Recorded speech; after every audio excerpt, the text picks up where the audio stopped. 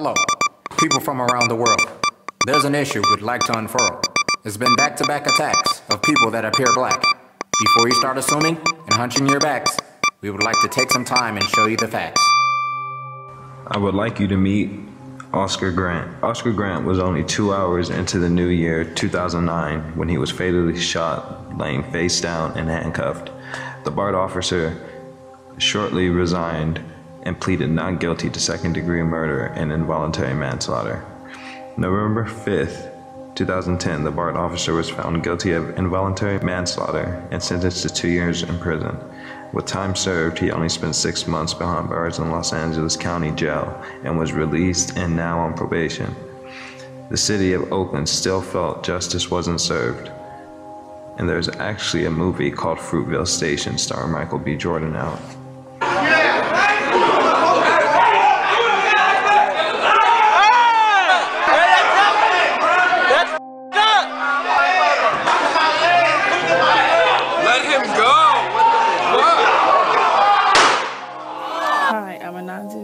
And I go to Full Sail University, and I'm here to talk about police brutality. The situation I chose was the Freddie Gray case that happened in Baltimore, Maryland.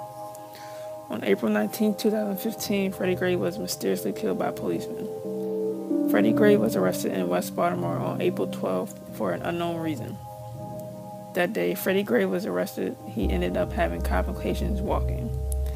That day he arrived at the station, Gray couldn't breathe or speak. Gray was also suffering from internal wounds that will later kill him. Gray died a week later from his wounds, which involved his spinal cord being snapped. There were 6 police officers that were involved in this case that got suspended with pay from their job.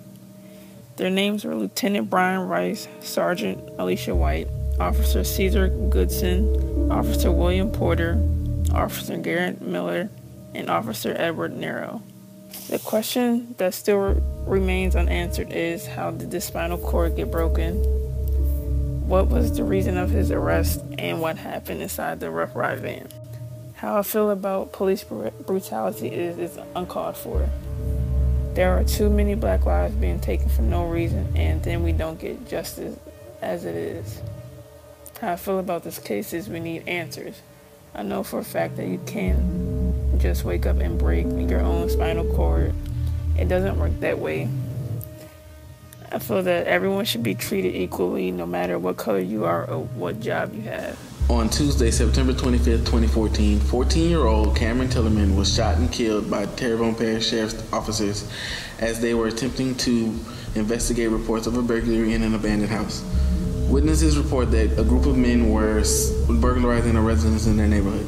When officers arrived on scene to make contact, witnesses say that they heard 3 shots from inside the house. 14-year-old Cameron was pronounced dead on the scene. In police reports, they insist that he was indeed the individual that had the weapons. However, after interviews with the others apprehended in the alleged burglary, there was no gun present and police did not identify themselves. To make matters worse, the house in which the police responded was the wrong house. This case is still under investigation, but is all too familiar occurrence in the African American community.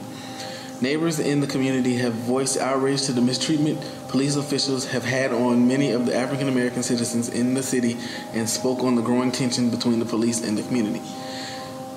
In order to alleviate the tension, I feel police officers should spend more time sympathizing with the people they serve in their community. Not all situations should be resolved with force or excessive force in this case. Also, officers who do get out of hand should be dealt with in accordance to the same laws they are paid to uphold. No one is above the law. Police officers should be held accountable for their actions and charged to the fullest extent of the law, setting an example for others. This will then have officers think twice about the consequences and repercussions due to them not following proper protocol. Also, training should be revised and worked on monthly, eliminating excuses, and also have body cams issued to all officers globally in order to help corroborate the story of both alleged suspect, victim, and officer. Trust for the police force needs to be brought back into the communities. I feel that precincts should reward their staff for going X amount of days without any mishaps or complaints within the unit. This will then give officers something more to look forward to when going out on the job and servicing their community. Police should also learn the areas in which they're policing. rather than only targeting what's known to be bad about the area, but also learning the members as far as mental, physical, or spiritual ailments. Also, with this interaction, this will help with fellowshipping and being able to mentor within a community. This will bring playfulness into the workforce of policing, aka gamification. We're all human, so why not have fun? See, we live in a time where your skin determines if or not I think you've committed a crime. In the eyes of a man who thinks in his mind, your tone doesn't quite match up to mine. I just know that he thinks we're not all one of a kind. Even though this man in blue doesn't understand or know you, most likely fears and hates the unknown too. So if it's a new experience of what he sees, he's then stricken by the disease of ignorance. If it is bliss, the enjoyance of evil from within shall only begin to make you kill this difference of melanin skin. If we begin to learn, listen, and pay attention, then we'd all know there's no race. We're just only human.